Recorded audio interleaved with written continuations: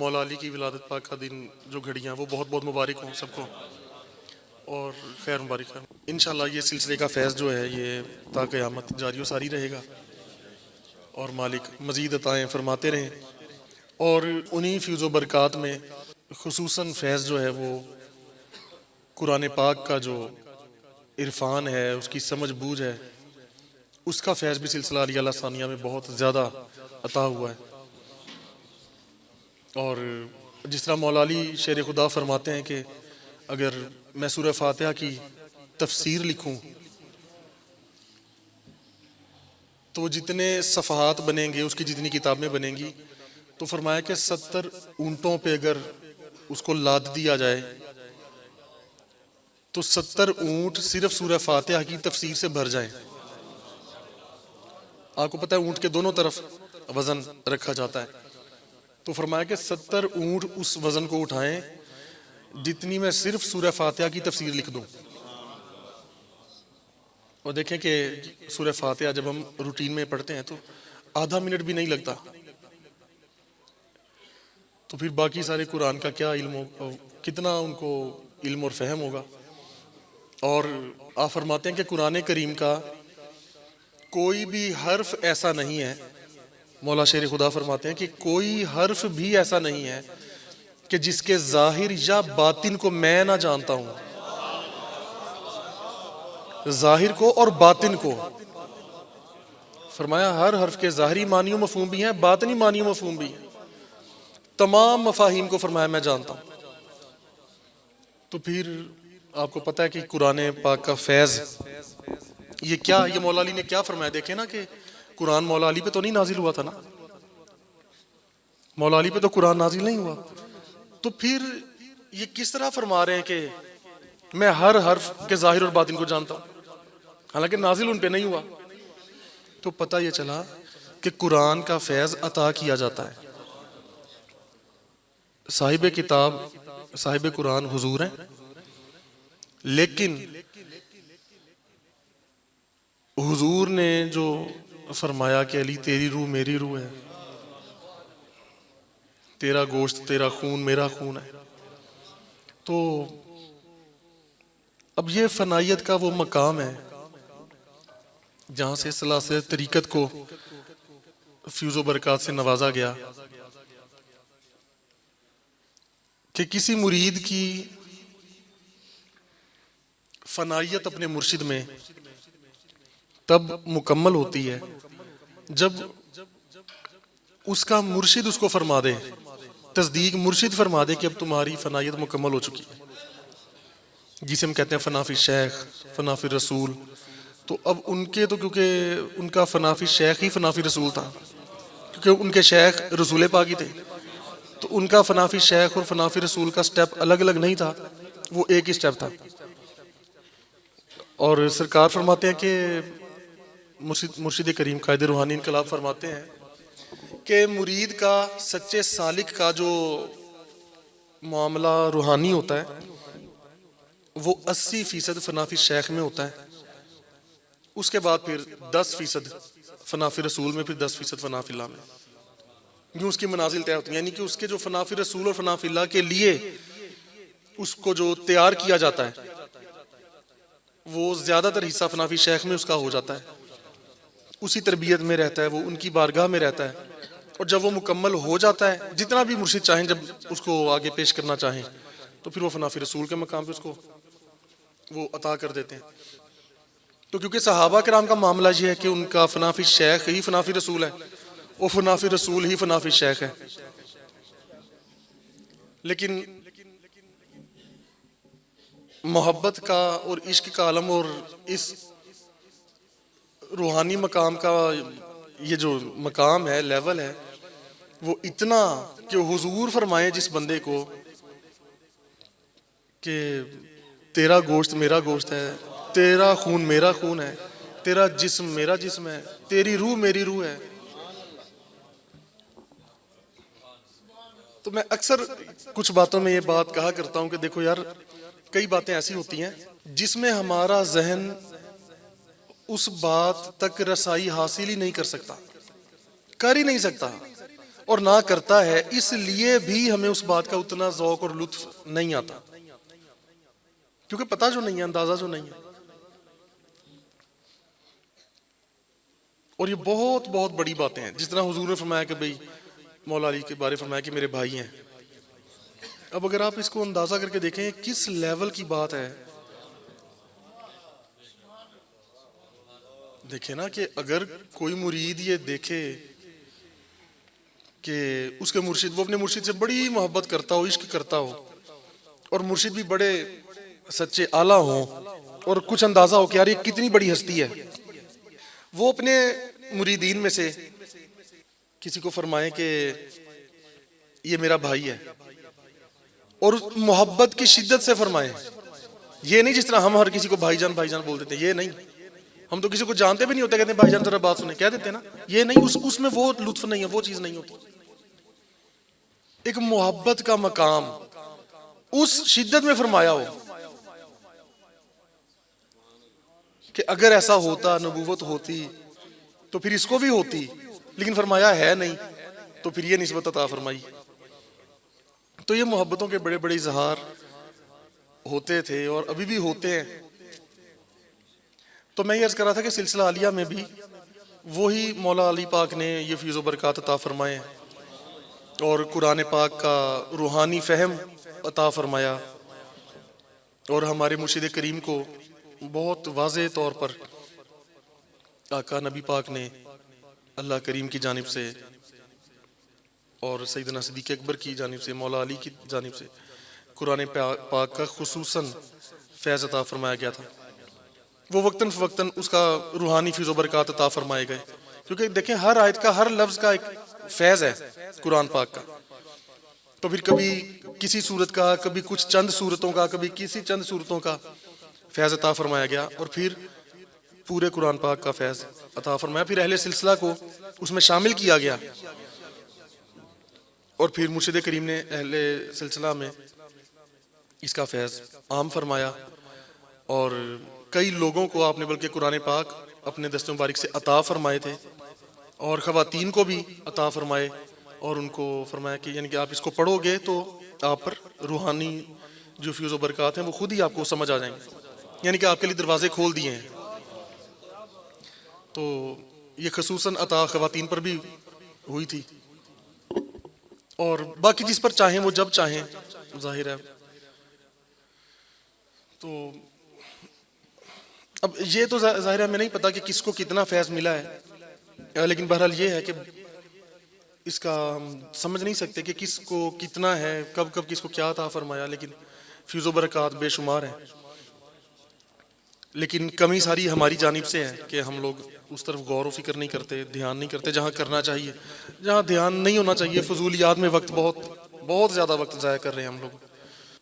और अक्सर इस मिसाल में ये मिसाल भी आती है जब फनाफी शेख की बात होती है कि जब हज़रत सैयदना उमर फ़ारूक आज़म आप सरकार कोई अपने मुर्शिद की बारगाह में, हुजूर की बारगाह में मशवरा अर्ज करते थे, कोई राय पेश करते थे, या हुजूर को मशवरा फरमाते, या वैसे आप कोई पेश करते कि हुजूर ये बात ऐसे ना कर लें, ऐसे हो जाए, तो उस वक्त जो जिब्रील अमीन हाजिर हो जाते थे और वही बात फरमा देते थे, हुजूर की बारगाह में अर्ज कर देते थे कि या रसूल अल्लाह, अल्लाह पाक ये बात फरमा रहा है, और वो बात वही होती थी जो उमर पाक ने अर्ज की होती थी हुजूर की बारगाह में, यानी वो वही की सूरत में ले आते थे। कई तो अल्फाज या जुमले बहुत ही मिलते जुलते, या बाज वही, कुछ अल्फाज तो वही होते थे कि जो फारूक आजम की ज़बान से अदा हो रहे होते थे, वही अल्फाज जुमले जिब्रील अमीन आके अर्ज करते थे या रसूल अल्लाह, अल्लाह ये फरमा रहा है कि ये बात ऐसे हो जाए। यानी मशवरा हो रहा होता था, उसमें फारूक आजम ने भी मशवरा पेश कर देना, बाकी भी कर रहे हैं, बात हो रही है, उस दौरान जिब्रील पाक आ जाते थे, आके अर्ज करते थे। अब ये क्या है? देखें नाजिल, मैंने फिर वही बात कर रहा हूं कि नाजिल तो कुरान हुजूर पे हुआ, तो ये जो मौला अली फरमाते हैं कि मैं हर जाहिर और बातिन जानता हूं, तो ये इनको कैसे पता चला मौला अली को? फनाफी शेख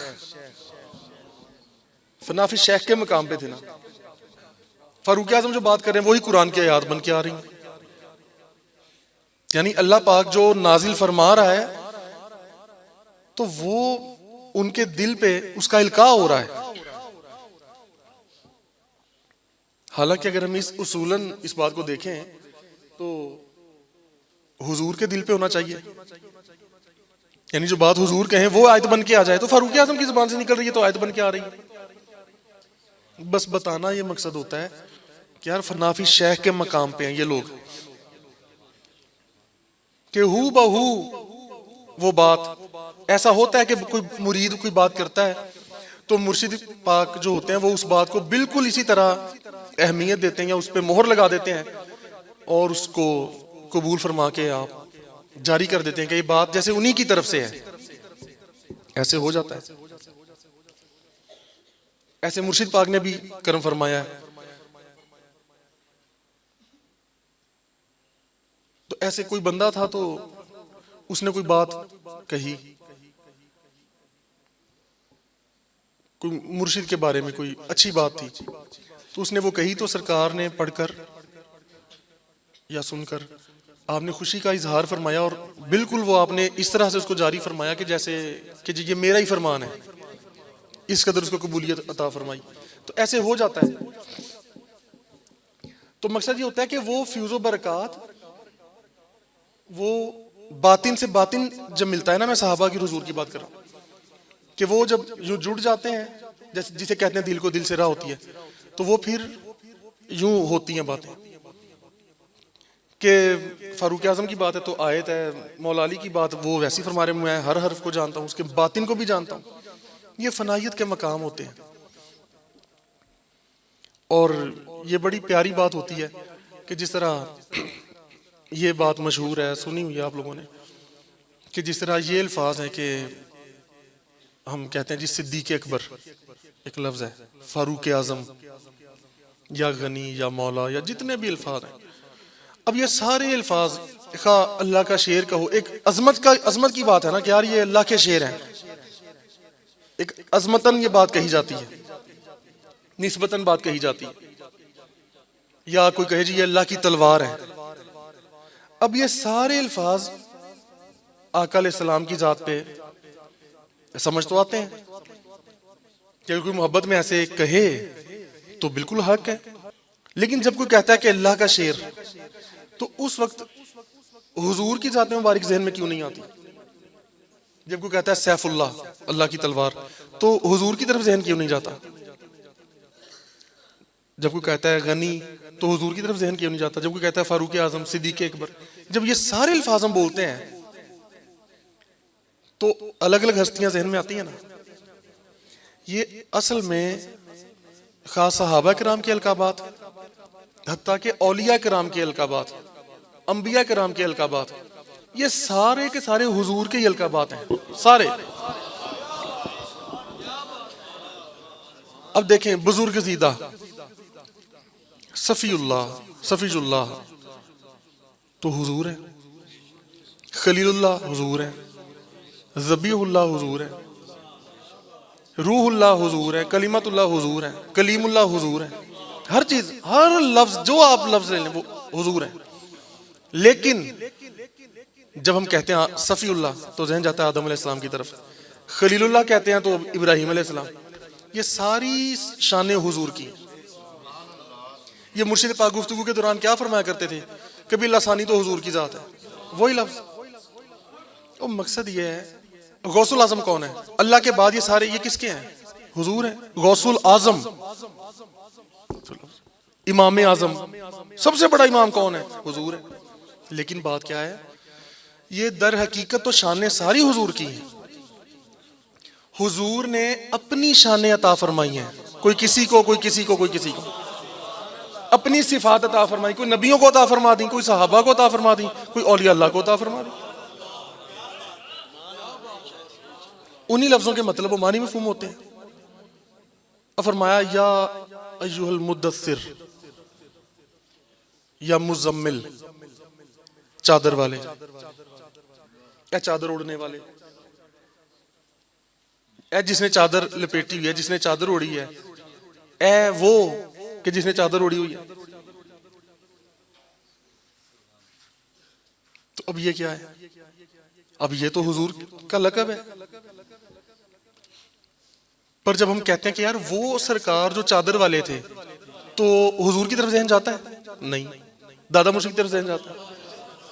ये शाने हैं ए चादर वाले। तो हुजूर दादा मुर्शिद फरमाते हैं, जो चादर वाले लफ्ज़ से मुझे याद एक फरमान याद आ गया। आप फरमाते हैं, देखो जी कैसी बात है जी, नाम तो है जी मेरा वली मोहम्मद, आसमानों वाले जो हुजूर मियाँ साहब कम है जी, दुनिया वाले चादर वाली सरकार कम है जी। देखो जी कैसी बात है, नाम तो है मेरा वली मोहम्मद, आसमानों वाले हुजूर मियाँ साहब कहें जी, और जमीन वाले चादर वाली सरकार कम है जी।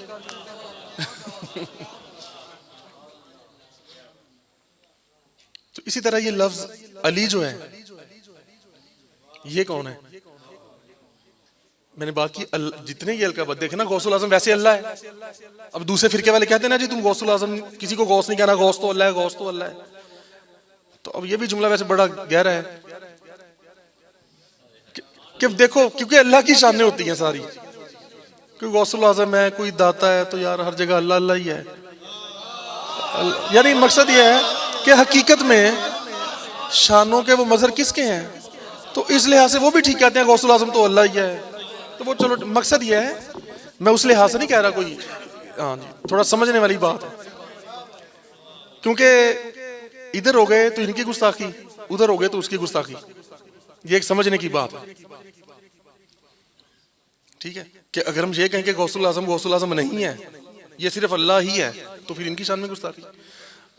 और जिस बात पे आप खुश हो रहे हैं कई लोग, मैं वो नहीं कह रहा।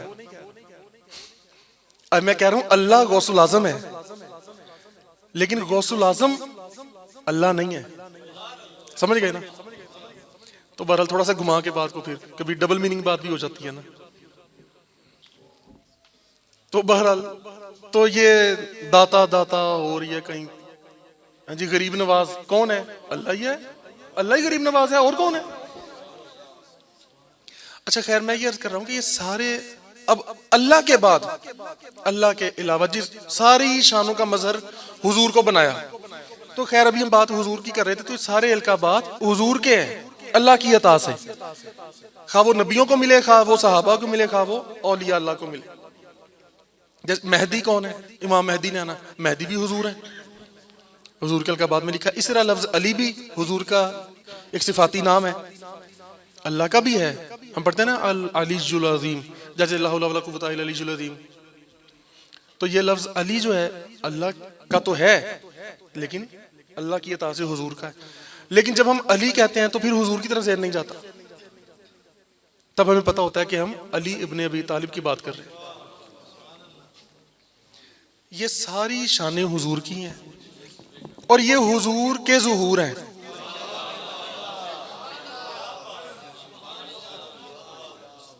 ये सब हुजूर के ज़ुहूर हैं। तो सभी अंबिया और सभी वली, ये सिद्दीक उमर उस्मान अली, ए करीम तेरे ही जलवे हैं, तू कहीं खफी तू कहीं जली, तेरी हर झलक बेमिसाली, सल्लु अलैहि वाले। तो देखिए कैसी मोहब्बत की बात है कि अपना नाम किसी को दे देना। वाह, नाम अपना है, कहा यार चल मेरे नाम से ये पुकारा जाए, मेरे नाम से ये पुकारा जाए, मेरे इस नाम से ये पुकारा जाए कि सफीउल्लाह तो मैं हूं, पर यार आदम अलैहिस्सलाम को दिया। अब जब कोई सफीउल्लाह कहेगा तो आदम अलैहिस्सलाम की तरफ, इस गुल की याद में ये सदा बुल बशर की है, जाहिर में मेरे फूल, आला हज़रत फरमाते हैं जाहिर में मेरे फूल, यानी आदम अलैहिस्सलाम की तरफ से उनकी जज्बात की, उनकी बातों की तर्जमानी कर रहे हैं, बल्कि उस फरमान में भी है, आदम अलैहिस्सलाम का फरमान है ना कि जाहिर में तो वो मेरे बेटे हैं, लेकिन हकीकत में मेरे भी बाप हैं। हुजूर के बारे फरमाया, तो आला हज़रत फरमाते हैं जाहिर में मेरे फूल, हकीकत में मेरे नखल, इस गुल की याद में, हुजूर की इस गुल की याद में ये सदा अबुल बशर की है। तो मकसद ये कि मेरे सिफाती नाम सफ़ीउल्लाह से पुकारा जाए तो ये नबी पुकारे जाए, जब कोई खलीलुल्लाह कहे तो इब्राहिम की तरफ जहन जाए। तो ये बात है। तो इस तरह अब यहाँ इस उम्मत में ये मसला बन गया है, कोई कहता है गौसुल आज़म, तो कहते हैं नहीं वो तो वो हैं, वो तो अल्लाह है। बड़ी हद कोई हुजूर को मान लेता है। कोई कहता है दाता, तो कहते हैं नहीं वो तो अल्लाह है। कोई कहते हैं गरीब नवाज, तो कहते हैं नहीं जी वो तो वो है। हुजूर अल्लाह के बाद हुजूर तक की कोई मान सकता है। इसी तरह इन्होंने ये शोर मचा दिया लासानी लासानी, वो तो अल्लाह है, वो तो हुजूर है, वो तो है, जाहिर सी बात है। लेकिन मकसद वो ये जो बात हो रही है कि वो तो है, लेकिन ये बेशक उन्हीं की ही सिफात है, ये उन्हीं के अलकाबात है, तो लेकिन ये अता है। तो इसी तरह मौला अली ज़ाहिर है हुजूर की शानों के मज़हर है, और बहुत बड़े, बल्कि मैं अक्सर सरकार फरमाया करते थे कि सिलसिला देखो दो ही मेन सिलसिले हैं, बाकी उसकी शाखें हैं। जैसे हम कहते हैं चादरी, मुजद्ददी, ये फिर मजीद, असल में तो सिलसिला सिद्दीकी है ना। इसी तरह वो सिलसिला अलवी है, जिसको बाद में हम कादरी, चिश्ती, निज़ामी, फिर उसमें से बनते गए। असल चीज़ मुख्तसर ये है कि मिजाज था, जिस हस्ती का जैसा मिजाज था, वो उसका फैज़ जो है, जो उनके तरीकों पे चला, सिलसिला सिद्दीकी पे या मौला अली वाले सिलसिले। तो ये तरीकत क्या है? एक तरीका है कि इस हस्ती के तरीकों पे चलो, इस हस्ती के तरीकों पे चलो। इसलिए असल में सारे एक हैं, हकीकत में सभी एक हैं, ये कोई असल में कोई फर्क नहीं है, ये हक बात है। लेकिन बतकाज़ा बशरियत मिजाज का फर्क तो होता है ना। मौला अली की शख्सियत में ज़ुहूर वैसे भी ज्यादा ही था। एक तो आप बाबुल इल्म थे ज़ाहिरी लिहाज से भी। अब देखो ना, दरवाजा बंद हो तो बाहर बंद हो, क्यों क्या पता अंदर आस्ताने में क्या है। पता चलना है, पहला स्टेप जाहिर होना है तो दरवाजे से होना है। अब वो बाबुल इल्म है, इसलिए इल्म का जब ज़ुहूर होना है मौला अली पर ही बात आगे खत्म होनी है। इसीलिए जब हुजूर ने फरमा दिया अली उसका दरवाजा है, शहर इल्म का दरवाजा है, लोग खुद ब खुद मौला अली से सवालात किया करते थे। लोगों के जहनों में बात डाली जाती थी कि जो सवाल करना है मौला अली से कर लो, क्योंकि उस शान का ज़ुहूर होना था ना, अतात हो गई थी। तो लोग खुद ही आके बड़े बड़े सवाल किया करते थे, या अली ये बताएं, वो बताएं, फलां बात बताएं। अपनी तरफ से बड़ी बड़ी वो बातें भी करते थे कि ऐसे सवाल करोगे पता नहीं जवाब भी ना आए। तो वो कितने की बड़ी बातें कर सकते थे, पता नहीं था कि कौन बड़ा कौन है, जिसका नाम ही अली है, नाम ही अली है जिसका। उसके सामने कोई बात को बड़ा समझ रहे हो यार, जिसका अपना नाम अली है। वो इतना अरफा आला है कि नाम अली ही सजता है। और सिद्दीक अकबर का मिजाज जो था ना, आप जरा खामोश तबा थे। और उसकी वैसे एक वजह मेरा ख्याल है, वैसे मैंने पढ़ी नहीं, हो सकता लेकिन ये वजह हो, लेकिन एक वजह यह भी थी कि अब आप देखें कि सिद्दीक अकबर जब हुजूर के साथ रहा करते थे, जब मौला अली की विलादत भी नहीं हुई थी, यही कहते हैं ना कि जब हुजूर ने ऐलान नबूवत फरमाया तो मौला अली की उम्र 7 साल थी, 9 साल थी, जितनी भी लगा लो। तो अब सिद्दीक अकबर तो कब से साथ थे। अब वो जो साथ रहते थे ना, हम मिजाज तो थे, बिल्कुल हम मिजाज थे, हम सफर भी थे, हम मिजाज भी थे, हम नवाई भी थी। करीब रहने की वजह से ना आपका वो जो अदब था, अब आपको इतना तो पता था ना कि भाई जिस बंदे का अपना मिजाज इतना आला हो, और फिर ये भी पता मेरा मिजाज इनके साथ मिलता है, तो जैसी तबीयत अपनी थी उसी तरह की हुजूर की तबीयत थी। क्योंकि इनकी तबीयत हुजूर की तबीयत का अक्स ही था।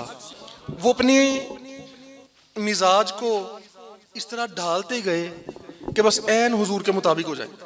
और मिजाज को ढालने के लिए ना बातें नहीं करनी पड़ती, बल्कि बातें करनी ही नहीं होती, सिर्फ ढलना होता है। जो बातें करते रहते हैं वो ढलते नहीं, जिसने अपने आप को ढालना होता है वो भी ढलता है कि यार नहीं।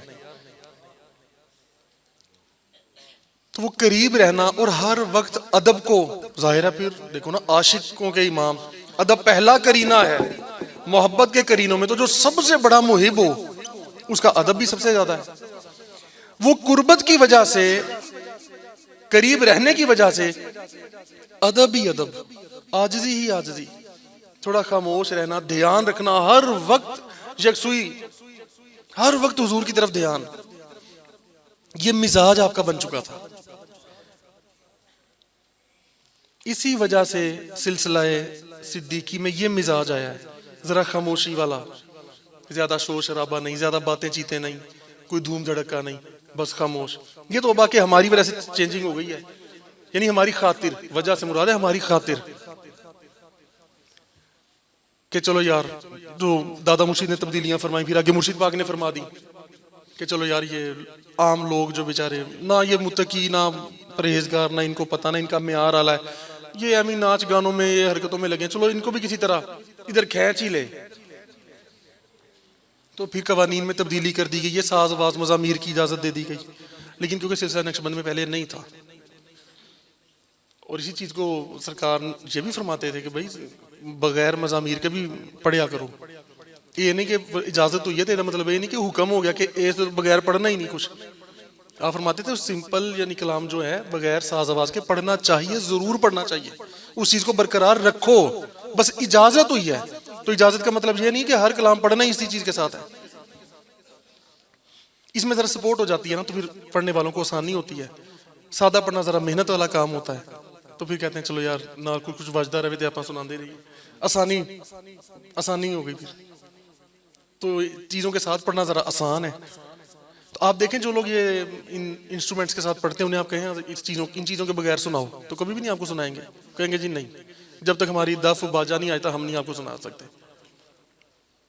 उन्हें पता है कि जब इसके बगैर पढ़ेंगे तो हमारे सारे जो चीज़ें हैं वो सामने आ जाएंगी।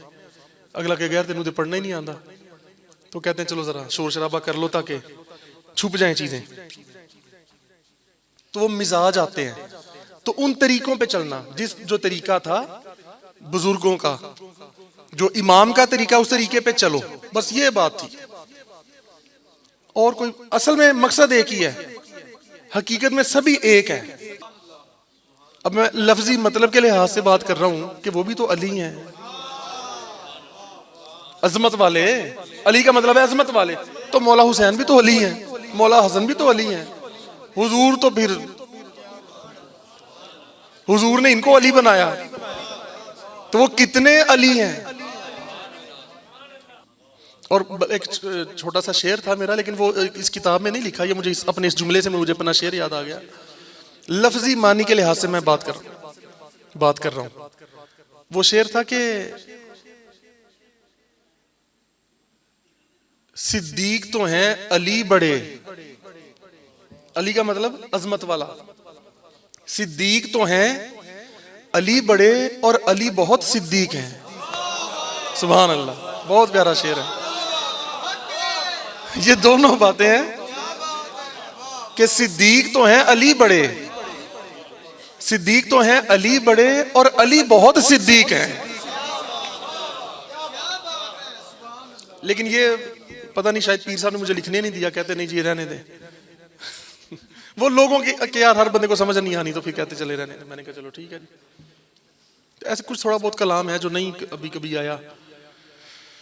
बहरहाल तो मकसद ये होता है कि ये सिर्फ मिजाज, जो सिलसिला तरीकत हम कहते हैं ना, कुरान पाक में देखें ना, इसका लफ्ज आया है, तज़किये का लफ्ज आया है, हकीकत और मारिफत जो है, ये सारे कुरान और हदीस से लफ्ज आए हैं, ये कोई बनाए नहीं गए। ये हमें झूठी इन्होंने वो बात फैला दीजिए, ये तो लफ्ज ही खुद ही बना लिए, ये वो तो था ही नहीं, सिर्फ शरीयत थी, तरीकत कहाँ से आ गई। शरीयत के हर हुक्म को पूरा करने के लिए तरीकत जरूरी है। क्यों? अगर आपको कहा गया पानी पियो, बैठ के पियो, बिस्मिल्लाह पढ़ के पियो, ये वो, अब इस अमल को करना यही तो उसकी तरीकत है। ये उसका तरीका जो है, तरीका तो खुद ही बता दिया, तो वो तरीकत ही है, और क्या है। जब सारा तरीका ही आपको समझा दिया तो और तरीकत किसको कहते हैं। तो तरीकत के बगैर तो आप शरीयत का एक भी अमल नहीं कर सकते। हाँ, तरीकत को मानते नहीं तो उसको ना मानने की वजह से, वो बेअदबी की वजह से आपको उसका फैज नहीं मिलता। फिर अमल हालांकि आप फिर भी कर रहे होते हैं। तो बस उन तरीकों पे चलना होता है ना कि तरीकेकार क्या थे, क्या मिजाज थे, जिस तरह यार वो करते थे उस तरह जरा देखो और क्या फरमाया, और उस नक्शे कदम, हम कहते हैं ना नक्शे कदम पे चलना, ये नक्शे कदम पे चलना ही तरीकत है, ये तरीकत है। एक बार सैयदना उस्मान गनी को एक शख्स ने देखा, तो आप वुजू फरमा रहे थे, तो उसके बाद या उस दौरान आप मुस्कुराए, तो बंदे ने पूछा, दूसरे बंदे ने, कि सरकार आप मुस्कुराए हैं, कोई बात है, हमें भी बता दें क्या बात है। फरमाया ऐसे बात तो कोई नहीं है, कोई वाकया नहीं है, कोई बात नहीं है, बस यही बात है कि एक बार हुजूर वजू फरमा रहे थे तो हुजूर मुस्कुराए थे, तो मेरे जहन में वो बात थी। फरमाया बस यही बात है। फरमाया हमें ये नहीं पता हुजूर क्यों मुस्कुराए थे, लेकिन हुजूर ने वजू फरमाया था, एक बार मैंने देखा था और हुजूर मुस्कुराए थे, मैं तो वो सुन्नत पूरी कर रहा हूं, बस वजू किया मैं भी मुस्कुरा पड़ा हूं, बस यार यही तो तरीकत है कि उस तरीके को पूरा करना। ये मोहब्बतों की बातें, ये लाइन फरमाते थे ना सरकार, यार मोहब्बत की लाइन है, ये मोहब्बत की, अदब की और आजिज़ी की ही लाइन है। सरकार फरमाते थे ना कि बहुतियां चलाकियां शारी नेड़ा कर देना, पहले वट कट के साइड ते रख देते हैं कि तू तो निकलना साइड ते, कि एक काम है सीधे साधे बंदे दा, जिहड़ी सीधी गल करे समझे ते अदब मोहब्बत दे नाल आवे इस पासे। वो तो कोई अपने लो कोई टरनैलियां मारनियां, कोई ऐसी हरकत करनी जड़ी उन्होंने कहते हैं चल तू शब साइड ते हो, तेरा काम ही नहीं, तेरी ये लैन ही नहीं है वाली, ये बात है। मोहब्बत, अदब, आजिज़ी। तो बस वो मैं अर्ज कर रहा था कि दो सिलसिले हैं मेन, एक सिद्दीक़ अकबर के तरीके पर है, एक मौला अली के तरीके पर है। असल में दोनों ही एक हैं, कोई फर्क नहीं, तरीकों का फर्क जरूर है, जो बशरियत के तरीके हैं, जो मिजाज का फर्क है वो है बस। और मौला अली की शख्सियत में क्योंकि ज़हूर ज्यादा था, तो इसलिए उन सिलसिले में ज़हूर ज्यादा है, ज्यादा बातें करना, ज्यादा कलाम करना। देखो ना मौला अली ने फरमाया पूछो जो बात मुझसे कोई पूछना चाहता है पूछ ले। अब ये भी हुजूर का ही ज़हूर था, हुजूर की सुन्नत थी और हुजूर की वो इख्तियारात थे अता करदा। मतलब हुजूर फरमा दिया करते थे ना कभी कभार कि जो भी किसी ने कोई बात पूछनी है मुझसे पूछ लो, तो ये बात बाद में मौला अली ने भी फरमाई। इसी तरह अब देखें आप गौसुल आजम को देखें, तो बड़ी बड़ी बातें आपने लिखी हैं, वही मिजाज आ रहा है ना मौला अली वाला, ज़हूर वाला, बोल देने वाला, कह देने वाला, जाहिर कर देने वाला। तो इस तरह जितने बुजुर्ग आए, सिलसिला जिसे हम अब कादरिया सिलसिला कहते हैं, इसमें अक्सरियत ऐसे हैं। और सिद्दीक़ अकबर खामोश रहते थे। तो जाहिर है मैं अक्सर एक जुमला कहा करता हूं कि किसी चीज का होना और है और जाहिर होना और है, ये जरूरी नहीं। तो अब ये नहीं कि आप खामोश थे तो अगर एक चीज जाहिर नहीं हुई तो वो नहीं है, ये बात नहीं है।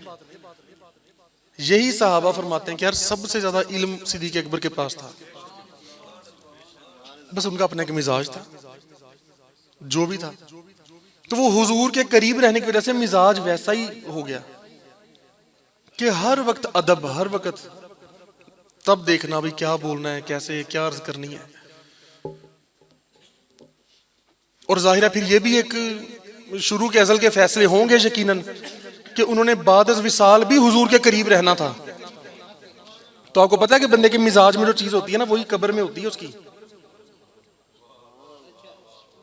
किसी बंदे के जो दुनियावी मिजाज होता है ना, जो ज्यादा दुनिया में जो चीज पक जाए उसके मिजाज में, वो ही तबीयत उसकी कब्र में दोबारा फूटती है उसमें से। ये जो हम जिक्र करते हैं बार बार, इतने इतने बुजुर्ग क्यों जिक्र करवाते हैं, साहबा कराम भी करवाते थे, फिर औलिया कराम, जिक्र करते जाओ, अल्लाह अल्लाह कहते जाओ, ला इलाहा कहते जाओ, या जितने भी अल्लाह ताला के नाम हैं, जितने कलिमात हैं, ये क्या वजह है? ये दूसरे लोग तो इस पे एतराज करते हैं ना कि नहीं ये क्या तरीका है जी, आप वैसे बस कोई जुमला कह दो, सुभान अल्लाह व बिहम्दी सुभान अल्लाह, ये कह दो, ला हौला वला कुव्वता पढ़ दो, ये क्या तुम अल्लाह अल्लाह अल्लाह अल्लाह यही लगाई रखते हो, तुम एक लफ्ज पे शुरू होते हो तो राटी लगा देते हो उसकी। उनको ये नहीं पता कि यार ये झूमना और ये बेखुदी से जिक्र करना, इसके बारे क्या फरमाया? मौला अली फरमाते हैं, मौला अली ही फरमाते हैं कि यार जब सहाबा कराम हम लोग जिक्र करते थे ना तो यूं झूमा करते थे जैसे तेज हवा में दरख्तों की टहनियां झूम रही होती हैं, शाखें लचक लचक जाती हैं।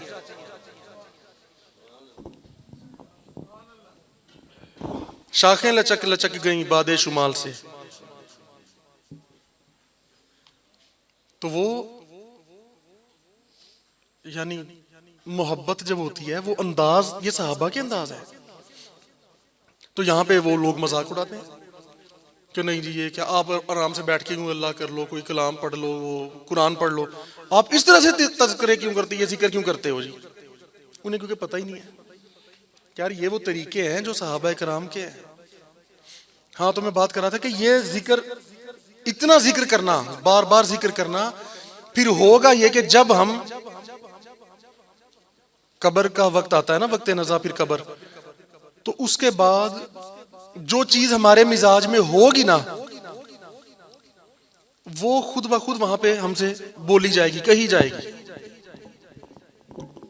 क्योंकि वहां कुछ हद तक तो बिल्कुल होशो हवास तो होगा, लेकिन दुनिया के लिहाज से जिस तरह हम यहाँ पे चलाकियां, होशियारियां, ये वो करते हैं, ये नहीं कर सकते। बस वहां सचमुच जो हमारी तबीयत है, बस वो जाहिर हो जानी है। बस आप देखें, इसकी कितनी बड़ी मिसाल है समझने के लिए। ये जो हदीस पाक सुनी है आप लोगों ने, हम सब ने सुनी है कि कब्र में आका अलैहिस्सलाम की तस्वीर मुबारक दिखाई जाएगी, शबी मुबारक दिखाई जाएगी, और जिसने पहचान लिया वो बख्शा गया, जिसने नहीं पहचाना वो फंस गया। अब एक सीधी सी बात है, वहां क्या कोई 100-200 तस्वीरें होंगी जिनमें से पहचानना पड़ेगा हुजूर की तस्वीर कौन सी है? नहीं ना, एक ही तस्वीर आनी है, और तो आनी ही किसी की नहीं, एक ही शबी आनी है। पहचानने की क्या जरूरत है यार? फिर एक सीधा नुक्ता ध्यान में बिठा ले यार, जब एक तस्वीर सामने आई, वो जो भी वो हुजूर की होगी। लेकिन बात समझें, ये जो दूसरे जो लोग नहीं मानते, ये क्यों फंसेंगे? क्यों फंसेंगे बोला? इसमें उनके दिमाग में नुक्ता आ सकता है ना, आ सकता है, सीधी सी तो बात है। देखो ना, बच्चा एक सवाल याद करता है, बच्चा सवाल की निशानी रख लेता है कि ये सवाल है तो जवाब ये है, रट्टा। उसको चाहे हिसाब किताब ना पता हो, कुछ मतलब भी ना पता हो, उसको ये पता होता है ये सवाल है तो जवाब में मैंने ये घुमानी है पेंसिल, ये लिखना है बस। तो जब आनी ही एक तस्वीर है और पता भी चल गया कि वो हुजूर की ही है, तो पहचान कैसे? पहचान का क्या मतलब हुआ? फिर पहचानो। अब इस तरह तो पहचान नहीं सकते कि जी जाहिरी जिंदगी में इनको देखा था, वो कहेंगे जी नहीं देखा।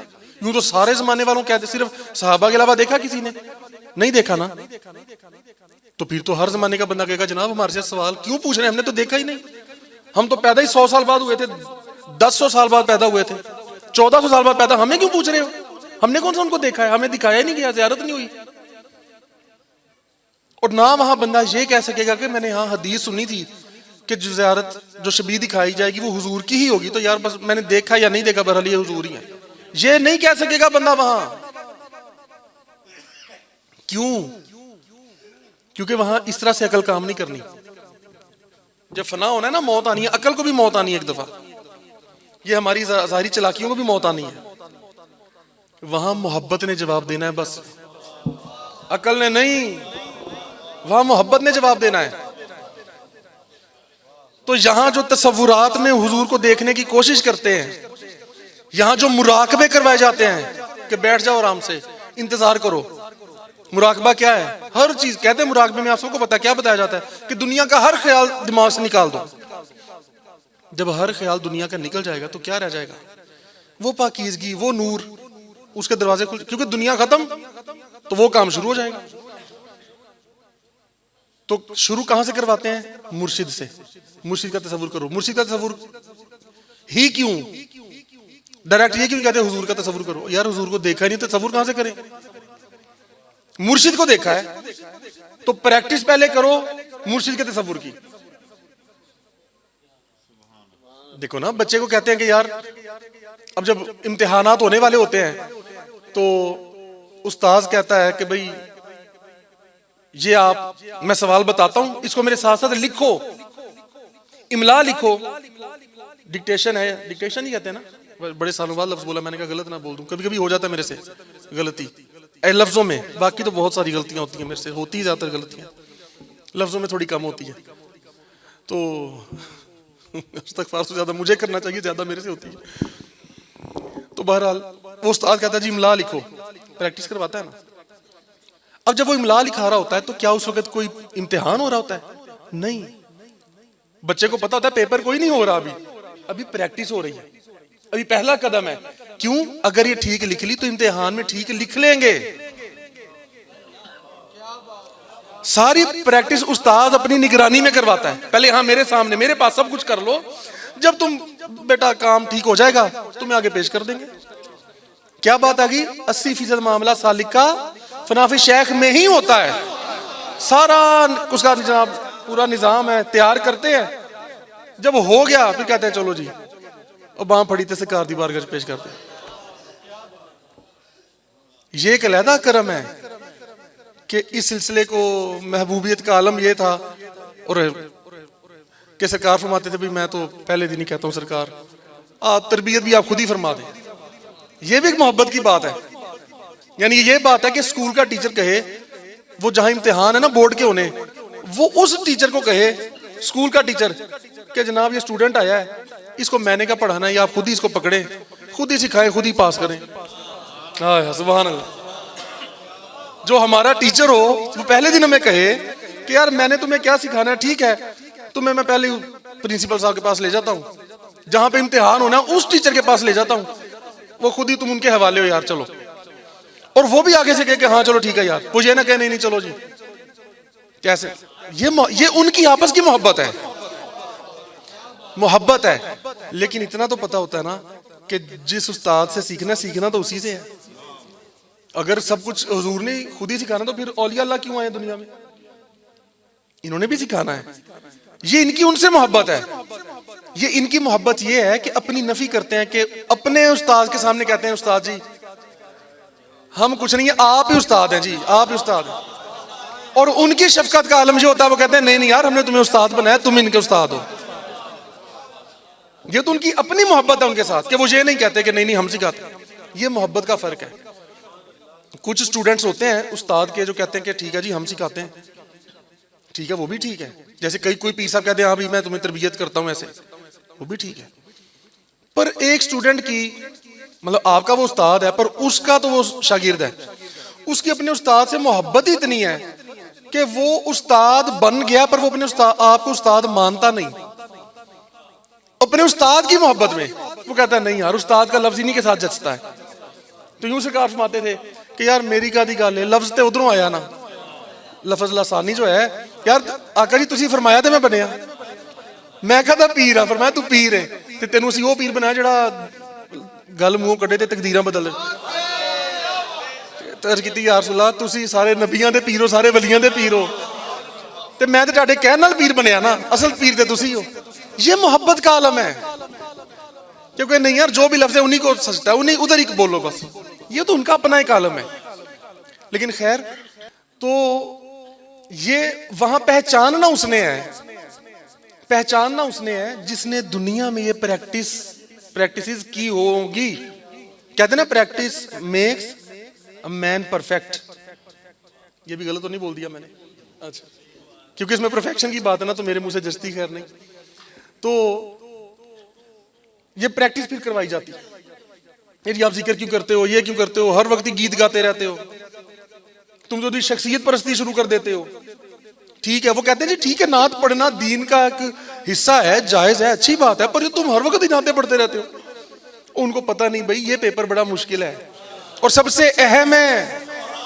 वो बंदा कहता है चलो यार ये में तो फिर भी पास हो जाएंगे, असल काम इधर से बनना है। या यूं कह लो कि यार 10 इम्तिहान होंगे तो यार सबसे मुश्किल है इसलिए उसकी तैयारी ज्यादा जरूरी है। कहता ना बंदा यार सबसे मुश्किल ये, मुझे फिक्र इसकी है। या इसको यूं कह लो कि यार 10 पेपर्स के नंबर एक तरफ, एक पेपर का इम्तिहान का नंबर एक तरफ, इसमें पास हो गए तो इतनी की रेशो आ जाएगी, चलो 33% से मिल ही जाएगा। वो कहेंगे चल यार टोटल इतना ठीक हो गया, चलो बाकियों में बेशक ये कमी है बहुत, लेकिन चलो इधर से तो पास हो जाएगा। तो फिर बंदा कहता है कम से कम इस पॉइंट को तो पकड़ो ना। उस्ताद कहते हैं ना कि यार ये चैप्टर जरूर याद कर लेना, ए जिन्हें चंद सवाल याद कर ले वो पास ही पास है। कह देते हैं ना यार ये वो बात है। तुम कहते हो क्या तुम हर वक्त ही नाते पढ़ते हो? भाई ये बड़ा जरूरी है। नमाजों की तादाद पूरी ठीक है, अगर कोई बंदा कर भी ले, मिसाल है, तो आपको पता है कि कई मामलात कई ऐसे हैं नमाजें देनी पड़ जानी है किसी को, दुनिया में किसी का हक खाया, उसने कहना है 100 नमाज़ें मेरियां काट दे। आपको अपनी 100 नमाजें 50 नमाजें, फिर क्या करोगे? क्योंकि वहां पैसे तो कोई ले नहीं सकता। यानी कि तुमने मेरा दुनिया में ये नुकसान किया था, देखो ना, तुमने दुनिया में यार मेरा एक मरला हड़प किया था, तो अब मुझे वो 2 मरले दो। उसने कहा ना मैंने मरले को क्या करना है, 2 गज तो जमीन मिल गई है कब्र में, तो बस यहाँ पे यही है, यही मरला, यही कनाल है, यही महल है, यही है, सब कुछ है। उसने वहां आपसे ये नहीं कहना कि दुनिया में तुमने हमारा एक मरला खराब किया, तुमने हमारे इतने पैसे खा लिए, तो मुझे पैसे दे दो। उसने कहना अमल दो, अमाल का सवाब इधर दो जनाब। फिर खाता पूरा करना पड़ना है। तो जो खाता अपने पल्ले कुछ नहीं हुआ तो दूसरों को क्या देना है? तो वहां जब बंदे ने कहना जी मेरे पास है ही कुछ नहीं, मैं तो खुद ही नमाज नहीं पढ़ता था, मैं इसको कहां से दूं? फिर उन्होंने लगान छोड़नी है ना बड़ी बड़ी, उन्होंने कहना फिर आजा। ये बड़ा डरने का मकाम है। तो मैं ये मिसाल दे रहा हूं कि फिर अच्छा इसमें खदशा होता है ना कि बंदा अमल करके भी अपने आप को समझना शुरू कर देता है मैं बड़ा कुछ हूं, और ये अमल करके डरने का मकाम है और ना करके भी डरने का मकाम है। डर हर वक्त ही है, मुत्तकी तो कहते हैं उसको, है ना, वो डरता ही रहे, अल्लाह पाक से डरता ही रहे बस। यानी मौत से इतना ना डरे, अल्लाह से डरे। इकबाल फरमाते हैं तुझे मौत का डर, उसको खुदा का डर था। कि तुम छोटों में और तुम्हारे बड़ों में फर्क ये था, तुम्हारे बड़े जो थे वो अल्लाह से डरते थे, तुम जनाब मौत से डरते।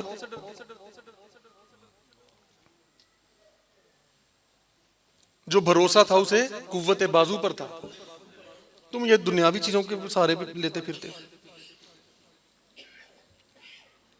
तो मकसद ये सारी बातों का ये प्रैक्टिस होती है। इसलिए तसव्वुर शेख मुराकबे में भी फिर ज़ाहिर मुर्शिद का ज़ियारत जब होती है वो फिर हो जाता है काम ठीक। तो इसीलिए एक बात सुन के दुनिया में कि जी कब्र में शबी आएगी तो हम कह देंगे हुजूर है, बस ठीक है, इसमें याद करने की क्या बात है? नहीं, बात है यहां में मन में, यहां पे हर वक्त हुजूर हुजूर हुजूर होता रहेगा ना, तो वहां मन से खुद ही आवाज आएगी तो हुजूर है, फिर आवाज आएगी ये पका लें ये वजीफा। इसलिए नहीं कहते कि नाम की माला ही जपो, वहां ये काम हो जाएगा। जब रूह लौटाई जाएगी ना, कहेंगे हाँ भी सवाल जवाब के अब दो, जरा पता लग जाएगा। फिर है इसलिए सांसों की माला पे सिमरू में पी का नाम, अपने पिया का नाम बस जाए, ताकि वहां खुद ब खुद कहें कि यार हम ये तो इनके लिए तो सारी जिंदगी गुजार के मर के तो पहुंचाऊं यहां तक इनकी खातिर। तो तुम हमसे पूछते हो ये कौन है, इन्हीं को देखने तो हम यहां पे आए हैं।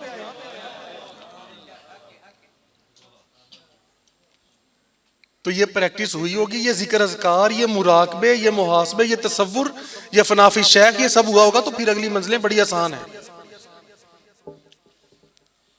बस इतना ही नहीं है कि ठीक है जी मैंने मान लिया है, बस ठीक है जी सब कुछ, बस अब करना ही कुछ नहीं। तो होना चाहिए कोशिश, टाइम जरूर होना चाहिए। तो ये सलासल तरीकत इस तरह से इनके मिजाज बने और वो बुजुर्गों में आए हैं।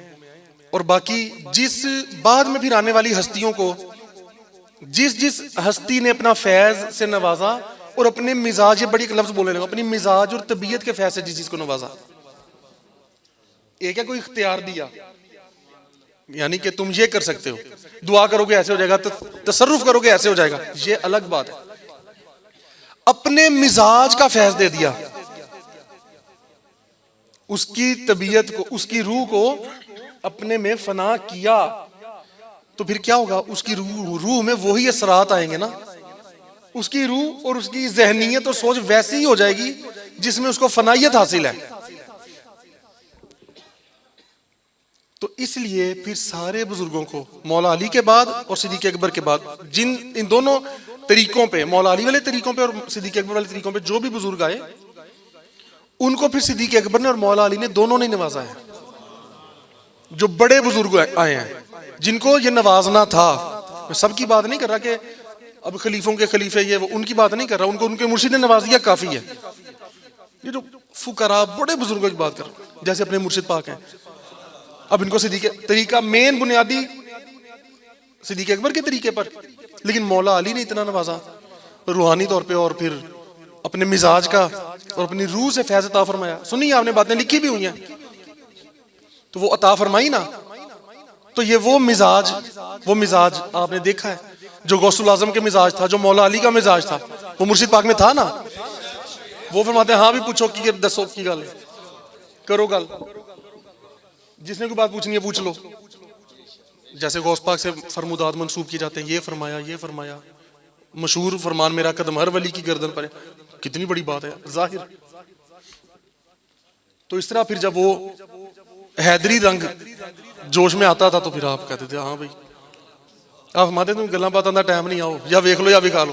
तो ये कौन सा रंग है? यही रंग है। और वो सोच जो था तबीयत में, वो जो शिद्दत थी कि ऐसा होना चाहिए, वो सिद्दीकी फैज था, वो मिजाज सिद्दीकी था। दिल ही दिल में जो इश्क भांबड़ मचाता था और अंदर जो तबीयत होती थी, जैसे एक चीज उबलती है, जोश मारती है अंदर, वो सिद्दीकी मिजाज है। और जब उसका ज़हूर होता है तो वो समझो कि मौला अली वाला मिजाज है। दिले मुर्तजा सोजे सिद्दीक दे, फिर तड़पने फड़कने की तौफीक दे। तड़पता तो इंसान अंदर भी है, लेकिन फड़कता है जाहिर में। दोनों आ गई ना बातें, तड़पना अंदर और फड़कना जाहिर बाहिर। तो ये दोनों चीजें हैं। फिर तड़पने फड़कने, तड़प अंदर और फड़कना जाहिरी। तो दिले मुर्तजा सोजे सिद्दीक। तो ये चीजें फिर मिजाजों से चलती हैं। इसलिए मैं अक्सर ये बात अर्ज करता हूं कि दीन जो है सबसे ज्यादा जिस चीज पे हमारा ध्यान दिलवाता है वो मिजाज है। ये बात आपने सुनी है ना मुझसे कि सबसे ज्यादा फोकस जिस चीज पे दीन करता है वो हमारा मिजाज है, बाकी बातें बाद की हैं। मिजाज दीन के मुताबिक हो जाना चाहिए। मिजाज, तबीयत। अगर हम कुछ ज्यादा बोलते हैं, ओवर बोलते हैं, उसको कंट्रोल करना है। जहां जरूरी है बोलना तो भी कहना जी नहीं बोलना, ये भी काम ठीक नहीं, कहीं जगह जरूरी भी है। मतलब मिजाज जो आपको दीन सिखा रहा है, समझा रहा है, उस मुताबिक ढल जाना, ये मिजाज है। मालिक हम सबको माफ भी फरमाए और इन बुजुर्गों का, मुर्शिद पाक का फैज अता फरमाए। और जो मिजाज जो मालिक को पसंद है, मालिक वो हमें अता फरमाए।